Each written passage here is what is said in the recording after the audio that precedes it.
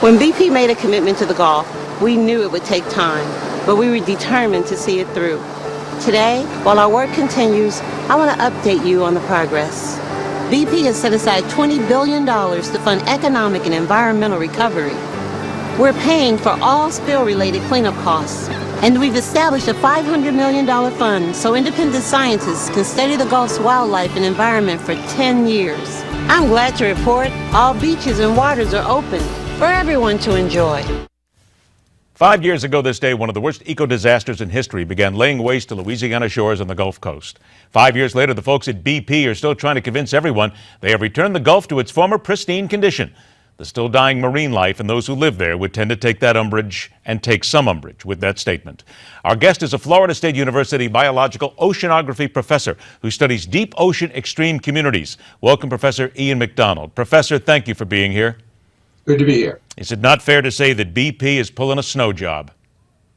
BP is a giant corporation defending themselves against one of the largest liability cases ever tried. So they are going to say what they need to say to minimize the damage. With regard to all this that they say is done, obviously they have paid out some money, they've done some things.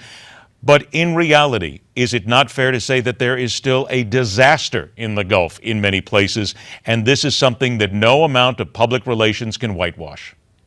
There is certainly very serious conditions in the Gulf of Mexico. There were serious conditions, however, before the spill. The Gulf and all of the U.S. waters are troubled by problems with the marine environment. There are many, many stressors on the marine environment that come from our runoff, the runoff from agricultural use, untreated sewage, overfishing, and the BP spill added a huge insult on top of that in a region that had a lot of problems to begin with. Is BP doing enough, in your opinion, or as I noted at the top, are they basically trying to snow everybody? BP has been forthcoming in spending money, and that's a different strategy, for example, than was taken by Exxon Valdez, where they fought in court for many years, 20 years in fact, to reduce their expenditures. So BP has taken the high road to some extent. But how many years are we looking at it still needed, still necessary, in order to bring the Gulf back to any sort of near the level of the ecosystem it was? Well, that's absolutely true. What we know from oil spills is it takes a long time to understand the damage, and it takes an even longer time for the ecosystems to recover from that kind of insult. That was the case in Exxon Valdez. Over 20 years later, there are permanently changed ecosystem, permanently changed components of that ecosystem, and we expect to see the same thing in the Gulf. Many, many years of recovery and many, many years of monitoring and much effort of restoration, which has to be borne and organized by the state and the federal governments.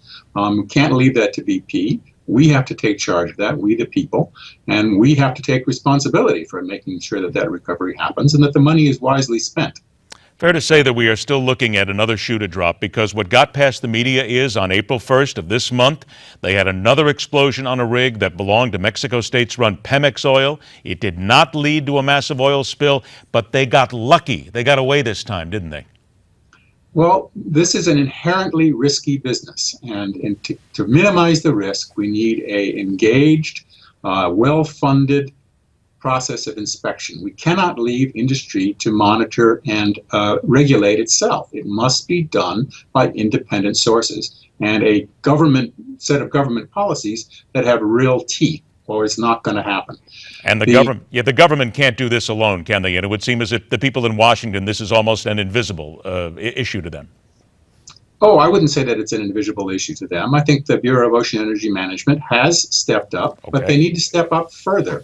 And we, the people, have to push them to do this. It's not going to happen unless there is considerable pressure from the voters, and that's what has to happen. It needs to happen, because I have friends there who still tell me that it's not even close to what it once was. Professor Ian MacDonald from Florida State University, thank you so much for your time. I hope next time we speak we have better news. Thank you. Professor, thank you so much. All right, there you go. Once again, what's the end result of all this? What's the lesson? Get on it, vote, and get the lawmakers to do things for you. And guess what? Maybe they still won't do it, right? Rock on, true believers. Thanks so much for joining us. We'll see you back here tomorrow. 1 hour version of MidPoint as we change here at Newsmax, and it's all for the better. We'll see you then. And don't forget, coming up next, The Steve Malzberg Show.